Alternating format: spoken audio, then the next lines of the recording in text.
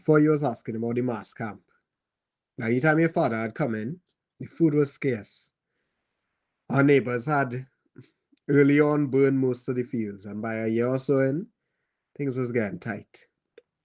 You wouldn't even be able to imagine how fertile the soil used to be before the blood soaking. We used to have bananas, sweet figs, green figs, coconut, breadfruit, avocado, carrot, potato, cocoa. Anything you could think of it used to grow back then. No, not any of those. Not any of the cold weather things they have you eating in school like the neighbors used to eat. Not no strawberry. We had chenet and five finger. No blueberry.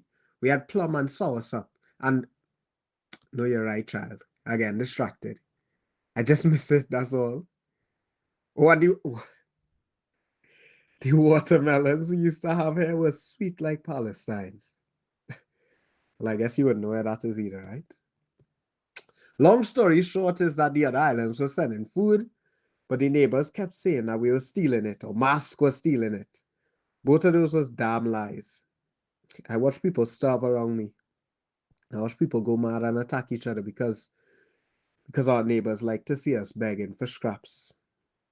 Had our old man called Hassan, and one day some of the neighbors' soldiers decided to spread a rumor that he was keeping food from everybody, that he had special rations that he refused to share out. Mind you, this didn't make any sense because he was thin like stick just like the rest of us. So nobody believed them. But then they got eaten. A nice young boy, maybe 9 or 10 at the time. And they said if he didn't do something about Mr. Hassan, then they would cut the rations for him and his mother. Yes, this story is important too. Have some patience, child. You go see what I mean. So they gathered everybody up and told us to stand in a circle, Ethan and Mr. Hassan in the middle. And they said, "Remember what we told you, boy," in a nasty neighbor accent, and pointed at his mother. It was like Mr. Hassan knew. He was bigger than Ethan, so he could easily fight back, but he didn't. He just let it happen. Not resign, but somehow accepting. He withstood the punches, and when he eventually fell down, he even withstood the reluctant kicks the boy forced. When Ethan picked up the knife the soldiers threw to him, his hand shaking and tears and snot streaming down his face, Mr. Hassan, he just smiled. The boy cried and sobbed apologies as he stabbed him about 5 or 6 times in the chest. And Mr. Hassan, he only smiled. The last thing he said before he died was, "It's okay. It's okay." And what we were supposed to do? We had nothing. No sticks, no weapons, not even baby formula for the picnic. We were weak, starving, broken people. We had to cry quickly to conserve our tears. Dehydration was death, and water was scarce. The soldiers laughed. This was their entertainment, brutality and trauma.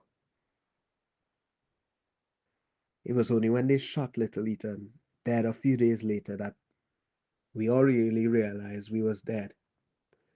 That the white man, our neighbor, somehow saw us as less than insects, less than the dirt on their boots, less than the food they let spoil instead of giving it to our starving children.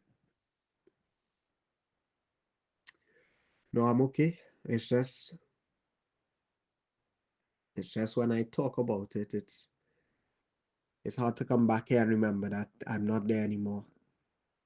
That I lived through it. I said I'm good, child. It's okay. I'm okay.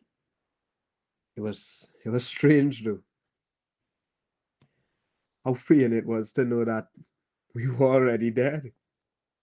There was less to be afraid of then, less stopping us from doing whatever, less stopping us from fighting back. Maybe that's what Mask had realized just a lot earlier than the rest of us did. It was your father who led the charge, you know. No, not with Mask at the beginning. Our own charge. He and some people snuck into the soldiers' barracks when they were sleeping.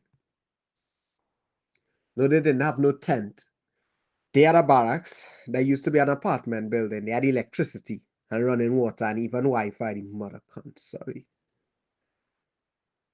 They had everything. While we starved and died of thirst and slept in dirty tents smelling of death and shit and blood. But our neighbors, the soldiers, they had something to lose. And we had nothing. Your father and them slit them throats. Slit each of their throats. Well, all except a few who had let them in. The good ones, maybe, who would always be in trouble for disobeying orders and treating us almost like people. Up next, let me go and use the bathroom, and then when I come back, I'll tell you.